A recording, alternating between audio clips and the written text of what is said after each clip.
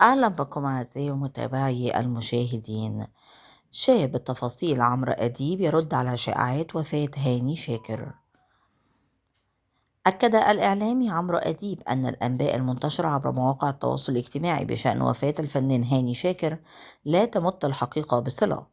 وأشار أديب خلال تقديمه برنامج الحكاية المذاع على قناة MBC مصر إلى أن الفنان هاني شاكر بخير، مضيفا أن الأعمار بيد الله. ومن جهتها نفت نقابة المهن الموسيقية الشائعات المتداولة حول وفاة هاني شاكر، مؤكدة أنها عارية عن الصحة تماما. كما دعت النقابة الجميع إلى ضرورة التحقق من المعلومات قبل نشرها لتجنب الانجرار وراء الأخبار غير الموثوقة. وأكدت مصادر داخل النقابة أن ما يشاع حول وفاة الفنان مجرد ادعاءات ليس لها أي أساس من الصحة.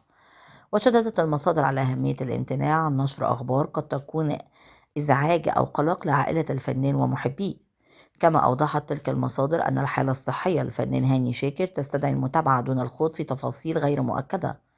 وناشدت الجميع بالدعاء له بالشفاء العاجل بدلا من التركيز على نشر الشائعات. نفت نقابة المهن الموسيقية صحة الأخبار المتداولة خلال الساعات الأخيرة بشأن وفاة الفنان هاني شاكر، مشددة على أن ما يتم تناقله عبر مواقع التواصل الاجتماعي لا يمت الحقيقة بصلة. ودعت النقابة إلى ضرورة التحقق من دقة الأخبار وعدم الانسياق خلف الشائعات. وأشار مصدر مسؤول داخل النقابة إلى أن كل ما يثار حول وفاة الفنان هو محضر الشائعات لا تستند إلى أي واقع، مطالبا بعدم نشر أي أخبار قد تسبب القلق بين أسرته ومحبيه. كما أكدت المصادر أن حالة الفنان الصحية تستدعي المتابعة، ولكنها شددت على رفض الخوض في تفاصيل غير دقيقة. واختتمت بدعوة الجميع للتركيز على الدعاء له بالشفاء العاجل بدلا من تداول معلومات غير موثوقة.